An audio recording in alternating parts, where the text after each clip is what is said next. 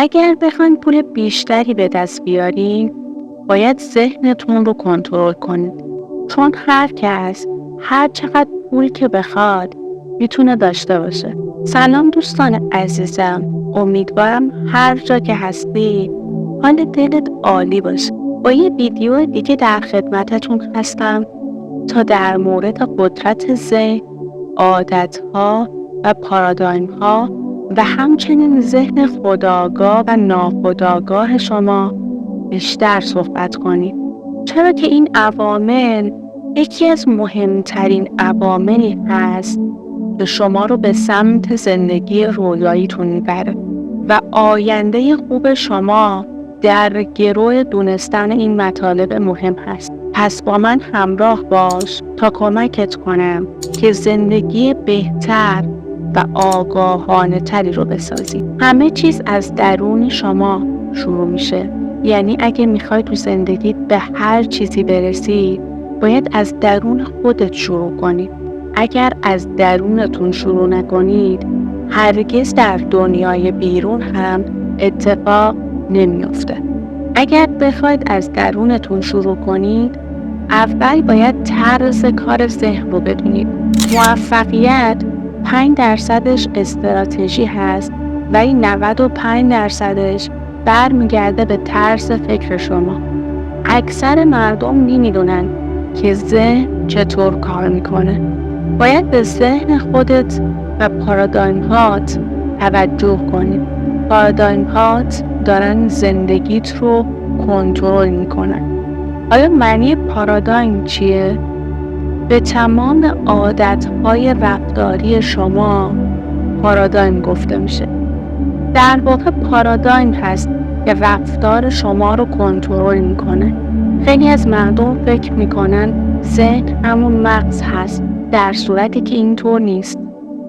ذهن فکر میکنه و سلول‌های مغزی رو فعال میکنه و وقتی سلول‌های مغزتون فعال میشه، ارتعاشاتتون به جهان هستی ارسال میشه.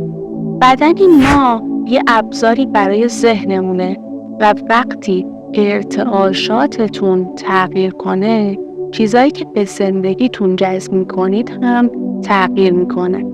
حالا شما اگه بخواید پول در بیارین، باید اول بفهمید که ذهن چطور کار میکنه. چون این ذهن هست که با ارتعاشاتی که تولید میکنه پول رو جذب میکنه و نمیتونید این پول رو اتفاقی به دست بیارید. خیلی از مردم باور دارن که باید باهوش باشید تا بتونید پول در بیارید، ولی شما برای پول در آوردن اصلا نیاز نیست که باهوش باشید. خیلی از افرادی که از بهترین دانشگاه‌های دنیا فارغ التحصیل شدن هیچ پولی ندارن و حتی نمیدونن که چطور پول در بیارن. پس موضوع هوش نیست، موضوع آگاهیه. باید به نحوه عملکرد ذهنمون آگاهی پیدا کنیم. مردم فکر میکنن برای پول در آوردن باید برن سر کار. این صحیح نیست. شما نباید کار کنید تا پول در بیارید. باید خدمات ارائه بدید تا پول در بیارید. در واقع باید کسب و کار خودتون رو راه اندازی کنید و به دیگران خدمات ارائه بدید.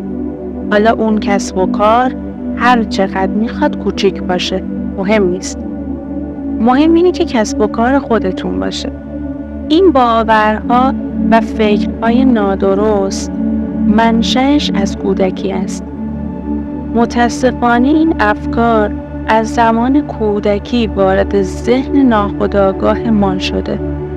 اگر ذهن رو به 2 قسمت تقسیم کنیم، نیمه بالایی ذهن خودآگاه ما هست و نیمه پایینی ذهن ناخودآگاه ما هست. اگر بخوام در مورد ذهن خودآگاه و ذهن ناخودآگاه بیشتر صحبت کنم که بیشتر درک کنید، ذهن خودآگاه شما ذهن متفکر شماست. یه نیروی قدرتمند، یه روح و یه انرژی در ذهن خودآگاه شما جاری هست. شما در ذهن خودآگاه فکر میکنید، و همه اطلاعات رو روی ذهن خودآگاهتون جمع آوری میکنید. هوش و خرد شما هم همینجاست. طرز عملکرد ذهن ناخودآگاه با ذهن خودآگاه شما کاملا فرق میکنه. ذهن خودآگاه توانایی این رو داره که انتخاب کنه، ولی ذهن ناخودآگاه نمیتونه این کار رو کنه. ذهن خودآگاه میتونه هر چیزی رو بپذیره یا رد کنه، در صورتی که ذهن ناخودآگاه توانایی همچین کاری رو نداره و فقط میتونه مسائل رو بپذیره. ذهن خودآگاه توانایی خلق کردن داره، در صورتی که ذهن ناخودآگاه توانایی خلق چیزی رو نداره. فقط از طریق ذهن خودآگاه میشه وارد ذهن ناخودآگاه شد. قدرت تخیل شما خیلی قوی هست. ذهن ناخودآگاه شما نمیتونه تفاوت بین واقعیت و تخیل رو تشخیص بده. شما این توانایی رو دارید که ایده های زیبا رو تصور کنید. فقط کافیه که ذهن خودآگاهتون تصویرسازی چیزی که دوست داری رو به ذهن ناخودآگاهتون بسپاره و این اجازه رو بده که رویاهات توسط ذهن ناخودآگاه تصویرسازی بشه. یعنی فقط کافیه به رویاهات با حس خوب فکر کنید و تصویرسازیشون کنید. چون ذهن ناخودآگاه نمیتونه تفاوت بین واقعیت و تخیل رو تشخیص بده و شما میتونید زندگیتون رو به طور خاصی تصور کنید و اگه حستون هم درگیر اون تصویرسازی بشه و دائم به اون فکر کنید، حتما براتون اتفاق میفته. شما اطلاعات رو از شبکه‌های اجتماعی و افراد دیگه میشنوید و اغلب اطلاعاتی که به سمت شما میاد اطلاعات منفی هست. این اطلاعات وارد ذهن خودآگاهتون میشه و شما میتونید قبول یا ردش کنید، ولی متاسفانه اکثر مردم اون اطلاعات منفی و نادرست رو رد نمی‌کنن. و واقعیت اینه که اکثر مردم اصلا فکر نمی‌کنن و چون فکر نمی‌کنن در به ذهن ناخودآگاهشون همیشه باز هست. ذهن ناخودآگاه مثل یک زمین خالی میمونه که میتونید هر چیزی که بخواید رو توش بکارید. ذهن ناخودآگاه نمیتونه ردش کنه. ذهن ناخودآگاه خیلی قدرتمنده. پارادایم ها ذهنتون رو طوری کنترل میکنن که کاملا ذهن ناخودآگاهتون باز باشه. حالا چرا اینطوریه؟ این مسئله به زمان نوزادی و کودکی شما برمیگرده. هر اطلاعاتی که به بچه ها میدید مستقیم میره داخل ذهن ناخودآگاهشون و اون میشه باورشون و اینطوری پارادایم هاشون شکل میگیره. پارادایم به شما این توانایی رو میده که غذا بخورید، لباس بپوشید، رانندگی کنید و کارهای مختلفی انجام بدید. شما احتمالاً غذاهایی دوست دارید که والدینتون دوست دارن. تقریباً کل کارهایی که میکنید در دوران کودکی در ما برنامه ریزی شده و بعد از اینکه 20 30 الی 40 سال گذشته ما هنوز مثل بچگیمون رفتار میکنیم، یعنی فکر نمیکنیم. وضعیت مالی افراد هم همون زمان برنامه ریزی میشه. ممکنه این مسئله ظالمانه به نظر برسه، ولی متاسفانه حقیقت داره.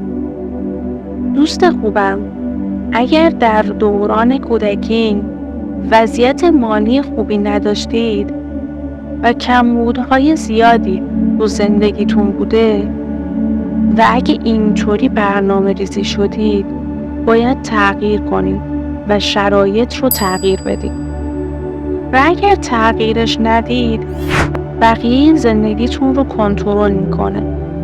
امیدوارم این ویدیو براتون مفید بوده باشه و اگر این ویدیو طبق نیازت بوده و دوستش داشتی یادت نره این کانال رو سابسکرایب کنی تا مطالب مهم از برترین اساتید دنیا میگم رو از دست ندی.